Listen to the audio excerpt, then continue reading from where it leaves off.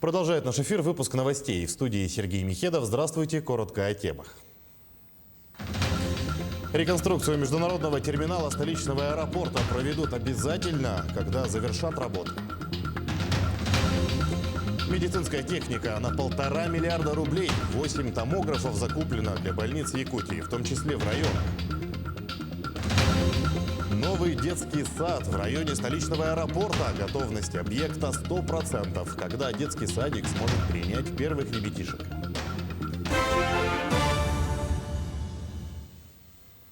Три новых особо охраняемых природных территорий планируют создать в Якутии до 2024 года. По нацпроекту «Экология» планируют основать заповедник Большое Токко, федеральный заказник Лаптевоморский и национальный парк Момский. Отметим, наша республика – один из немногих регионов, где охрана природы возведена в ранг государственной политики. Действует система особо охраняемых природных территорий, которая объединяет 235 объектов. Из них 7 имеют федеральное значение, в том числе национальный парк Ленские столбы, всемирное наследие ЮНЕСКО. 130 объектов признаны ОПТ регионального значения, 98 местного, муниципального. А в 2019 году вступил в силу закон о компенсационном лесовосстановлении. В Якутии предприятий, которым необходимо провести такие работы, очень много. В августе 2020 года в Алекминском районе открылся первый в республике лесопитомник, где есть возможность выращивать саженцы в открытом и закрытом грунтах. Определенный сорт саженцев – сосна обыкновенная и лиственница даурская.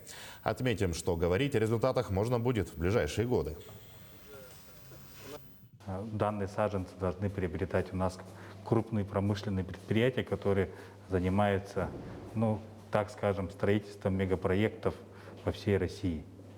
Территории республики, Алекминском районе, да, которые занимаются вырубкой леса. Должны они для восстановления леса должны выкупать саженцы. На данный момент на данном лесопитомнике у нас, конечно, это дает свои плюсы. Международный терминал аэропорта столицы республики должны реконструировать до 2024 года. Об этом заявил Айсен Николаев на рассмотрении предварительных итогов финансово-хозяйственной деятельности акционерного общества. На совещании основным достижением глава региона назвал завершение реконструкции взлетно-посадочной полосы. Работы на участке длиной 625 метров закончили 17 августа. По словам гендиректора аэропорта Сергея Игнатенко, кроме ВПП, ремонт проводили практически в каждом объекте комплекса.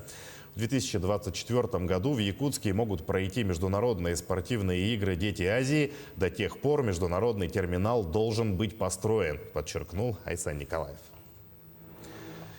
В первых числах января в Алекминском районе появились на свет двое мальчиков – Ян и Макар. Крупные, крепкие малыши. Их семьи – первые получатели целевого капитала «Дети столетия». Подробнее в сюжете Елены Фаст. Самый лучший счет новорожденные малыши открыли в Алекминском районе крепкие мальчуганы Ян из села Кячи и Макар из города Алекминска. Оба малыша вместе с мамами – первые в Алекминске получатели новой республиканской выплаты «Дети столетия». У супружеской четы Андреевых это второй ребенок. На выписке мамочку с братиком ожидала дочка Алиса. Второй ребенок. А первый кто у вас? Девочка.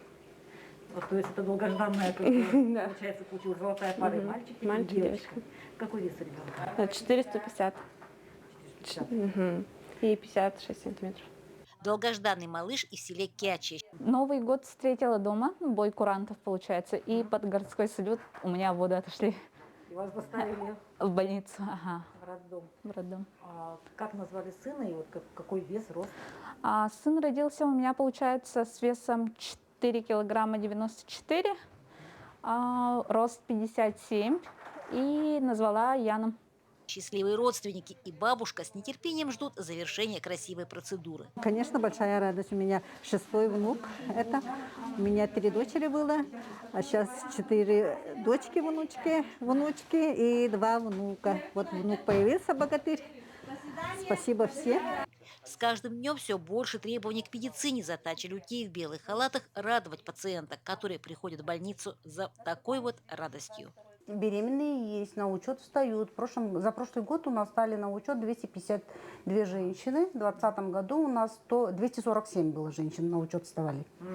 В основном вторые и последующие. Больше третьи, четвертые, да, вот они больше таких. Таких больше? Больше у нас. Елена Фаст, Максим Копылов, Алекминск.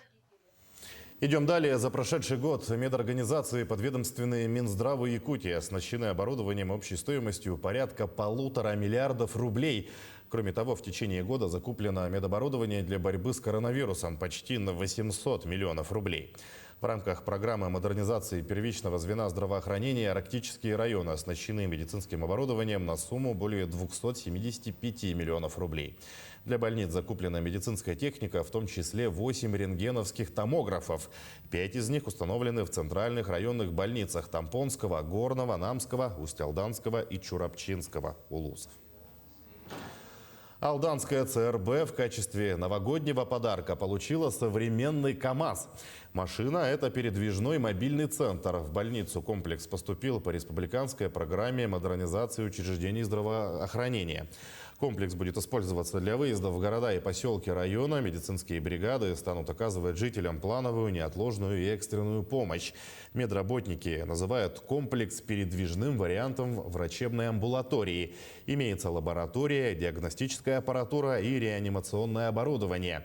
Все 3 кабинета оснащены мебелью и инструментами. После прохождения техосмотра и постановки на учет в ГИБДД машина отправится в первый рейс.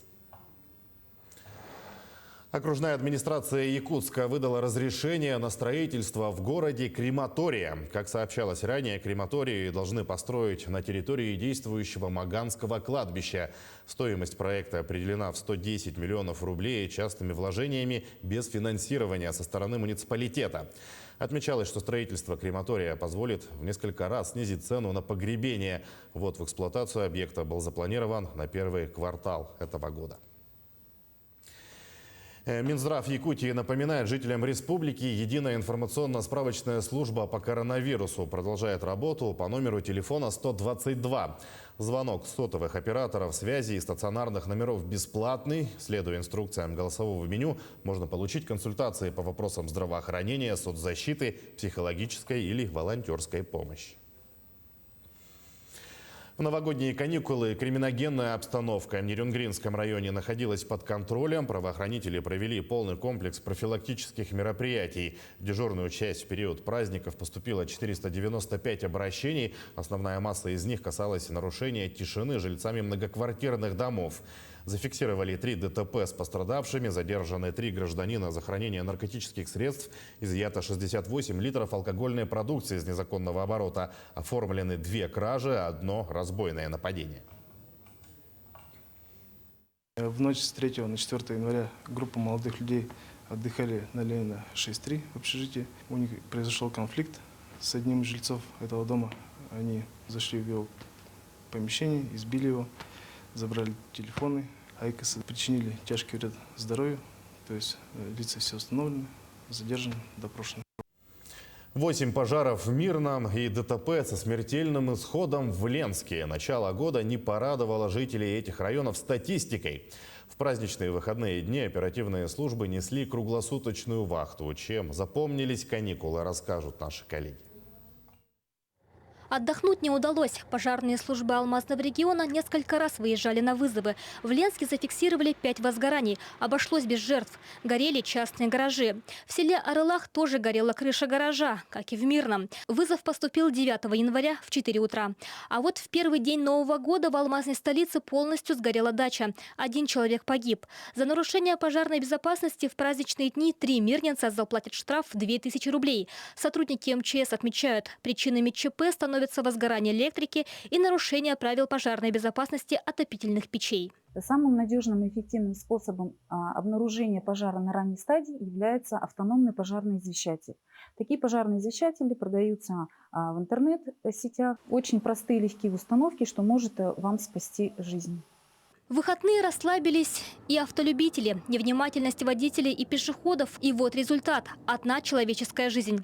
О ДТП инспекторы ГАИ в Ленске сообщили на странице в Инстаграм. Вечером 5 января 22-летний водитель на автомобиле Toyota Vitz совершил наезд на пешехода. Со слов водителя, мужчина неожиданно выбежал на проезжую часть навстречу автомобилю. От полученных травм пострадавший скончался в больнице, не приходя в сознание. Ведется следствие. В Мирном сотрудники ГИБДД оформили 4 ДТП. К счастью, там никто не пострадал. Виновники обойдутся штрафом. Второе ДТП произошло 4 января в районе 163-го километра региональной автодороги Анабар. Водитель грузового автомобиля «Вольво» не выбрал безопасную дистанцию до двигавшегося впереди другого большегруза и совершил наезд на него.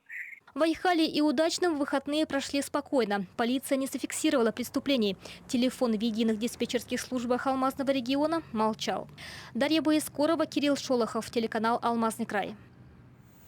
К другим темам. 14 января Госсобрание Элтумен рассмотрит законопроект об общих принципах организации местного самоуправления в единой системе публичной власти.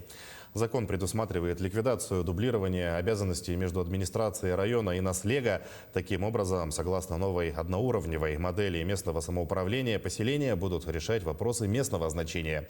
Основная ключевая задача – заниматься исключительно обеспечением жизнедеятельности населения. Как отмечают специалисты, новая модель не предусматривает урезания бюджета Наслегов. Если смотреть статистику, то финансирование дальше продолжит увеличиваться. Предложенная модель, когда глава округа будет назначать глав поселений в каждом населенном пункте, должны способствовать и повышению ответственности должностных лиц, которые будут заниматься этими задачами.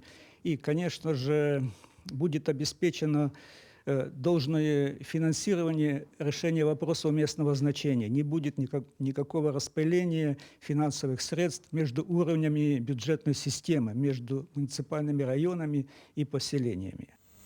Строительная готовность нового детского сада по улице Кузьмина в Якутске составляет 100%. Для открытия заведения осталось только получить лицензию. Новый детсад возведен по нацпроекту «Демография». Это трехэтажное здание на 240 мест. Общая площадь объекта более 3000 квадратных метров. Согласно проекту, в здании имеется 12 помещений для групп, зал для занятия физкультурой, медицинский отсек, пищеблок, прачечная и прогулочная веранда. В детском саду также планируют обучать детей с речевой задержкой. По данной программе должны набрать 2 группы по 20 детей. Торжественное открытие детского сада намечено на 21 января.